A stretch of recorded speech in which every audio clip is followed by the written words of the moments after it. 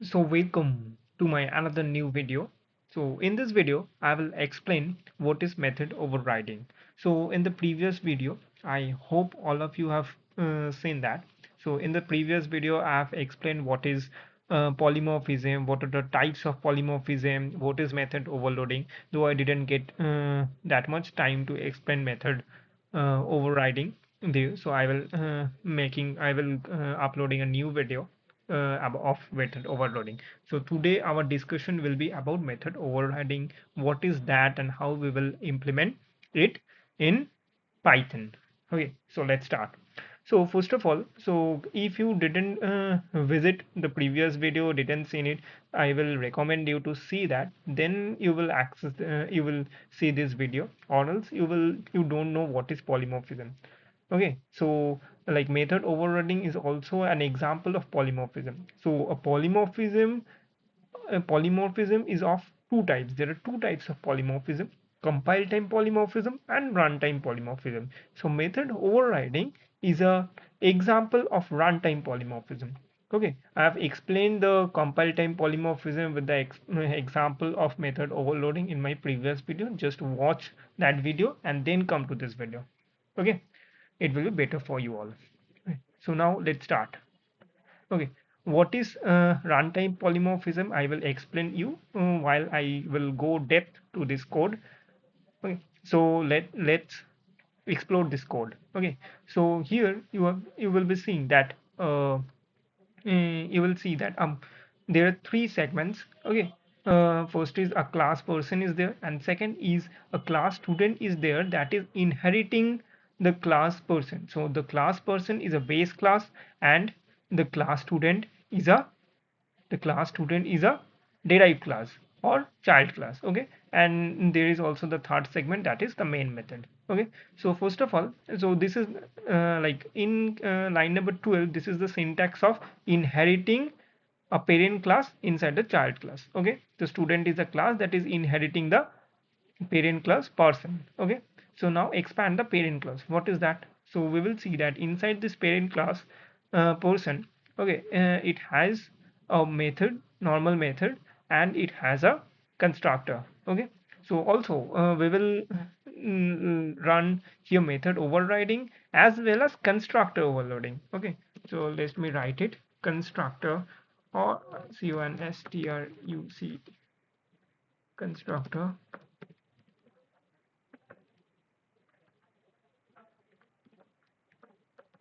constructor overriding. Okay, so now what is constructor means? This init method, okay, acts as a constructor. Okay, so now it has an init method, means a constructor is there, and a display method, normal method, is there inside a parent class. Okay, so if I expand this constructor, you will see it is taking, this is a parameterized constructor that is taking name and age arguments, and the first parameter always will be self. Okay, and we are initializing the name and age. Okay, and then I'm giving a printing a statement, that is person init method called, so that I can see it while I will execute that. Okay, and if I expand this function, normal function that is returning nothing, so I have defined the annotation. Okay, every time mention the annotation. I forget to mention here.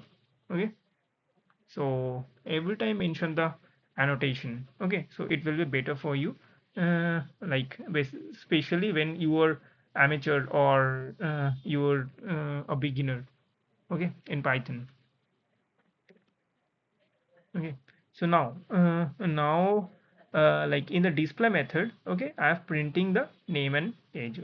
Okay, so now I will close this person class. Now the student class inheriting the class person. So here what is done, it is there inside the student class also there is one init method, means constructor, and another is display. So see, if you see it carefully or concentrate it carefully, if I collapse the person init method, so you will see inside class person also there is a method with the same name, as we have declared is in the class student also.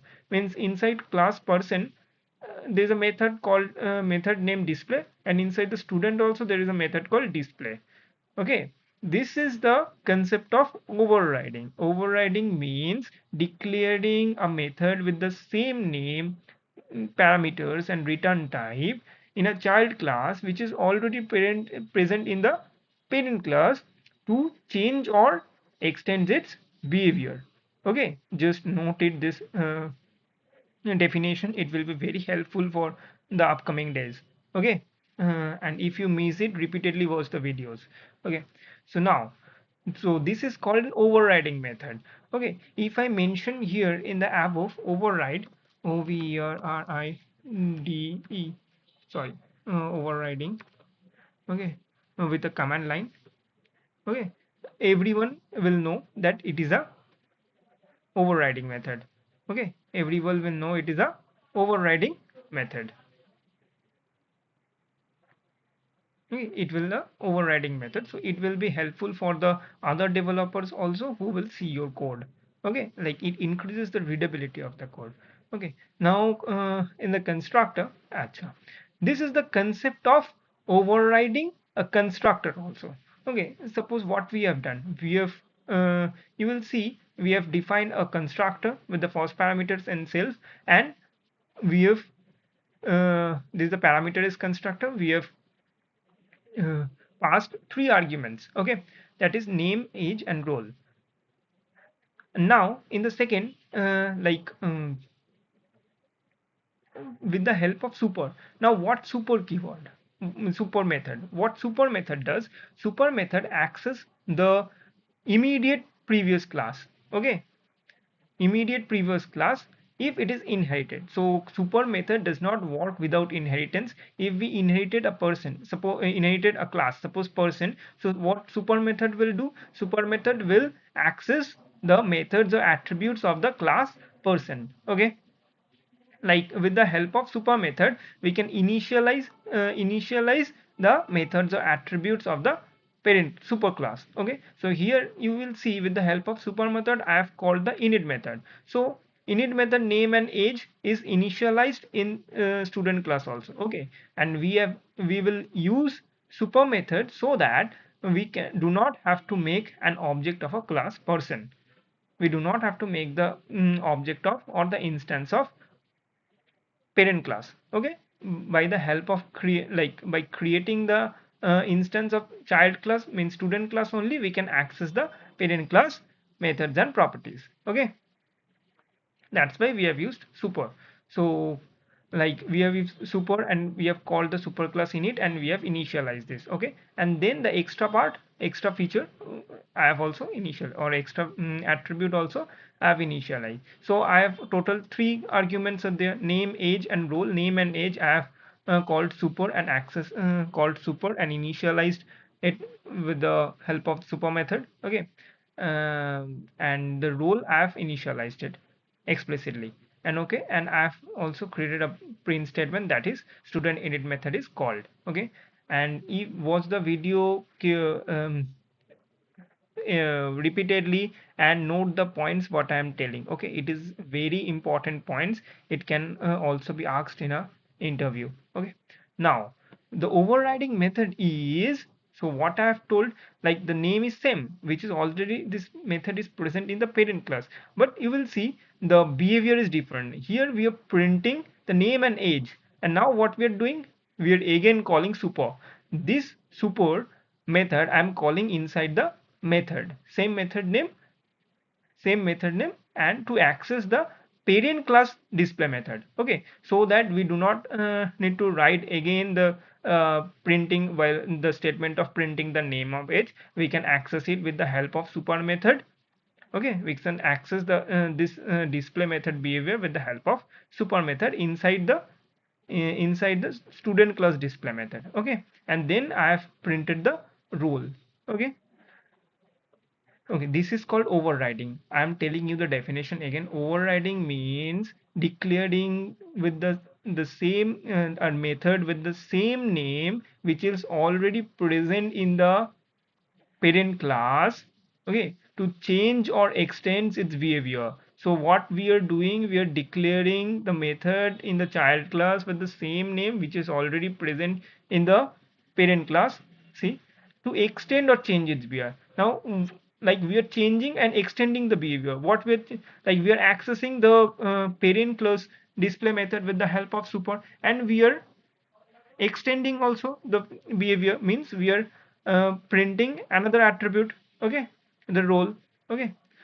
Now, okay, so in the main method what we have done, see, I have created an instance of the child class and providing three arguments, so that while creating the object, automatically the init method will be invoked. It will take name, age and role which I have provided during the creation of instance, and then it will call the super, and super, this name and age will go to the class person init method, and it will be initialized, it will be initialized, okay. And then what I have done, I have initialized the role, which is extra attribute, explicitly I have initialized. Then, and before that, person init method is already called, and then student init method will be called, okay. Now I have calling the display method with the help of object reference of student class, okay. The child class, student child class. So what student child class will do, it will access the display. It will, first of all, it will go to the super display. It will access the behavior of the parent class method, okay. Parent class name and age will be printed, okay. And then you will see the roll number explicitly we have printed, it will be printed, okay. So let's run it, okay. I'm extending the terminal, and let's run it, okay. Wet, I'm in a different folder, okay.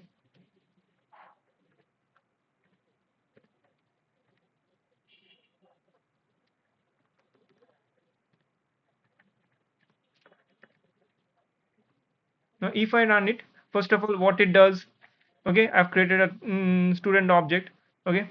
So now I've provided the arguments, it will be received by the student, okay. Student, it will be received by the student constructor. Now super is called for the name and age. Name and age is initialized, and then person init method is called. So see, person init method is called, and then it will return to the student, and then self dot role will be initialized, then student init method will be called. See, student init method is also called, then calling the display method. So now in the main part, I have printed a statement that is calling the display method, it is printed, and then I'm accessing, like calling the display method of the student. So student display method, inside the student, super will also be implemented to access the display method of the parent class. So it will go to the display method of the parent class. Parent class name and age is printed. See, name and age is printed, and in the next line it will come up again in the child class display method, and it will print the role, okay. Okay, so now, like uh, for overriding both the names, name, like both the method names of student and like for child and parent class is same. So it might be possible the Python will confuse which method to call, because the name is same and we are accessing with the we are method is same. But you will see that I have used the object reference of class child class, of class student, which is a child class. So the decision of which method to call is taken at the runtime of the program, okay. So like which method to call, the decision is taken by uh, according to the help of, according to the object, okay. The which method to call, okay, is the decision is taken of which method to call with respect to the object, okay. So student object, okay, student class object reference we have used to call the display method. So display method of student version display method will be called, okay.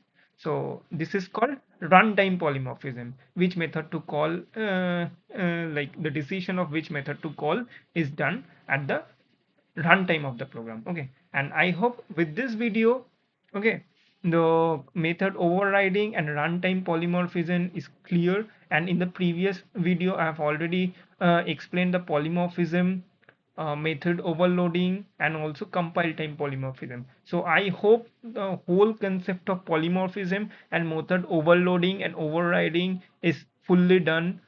Okay. And if you have any question and any